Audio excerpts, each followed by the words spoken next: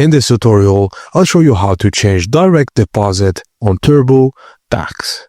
Firstly, log into your tax filing software, which is Turbotax, and open your tax return or continue where you left off. Navigate to the file section of your tax return and look for step 2, which is your refund or payment info, then select Start, Revisit, or Continue. On the Get Refund up to 5 days early screen, select See all options if available and choose Direct Deposit as your refund method. Enter your bank's routing number, enter your account number, then select whether it's check-in or saving account. Review the information carefully, submit your return, and you'll receive a confirmation that your refund will be deposited directly into your account.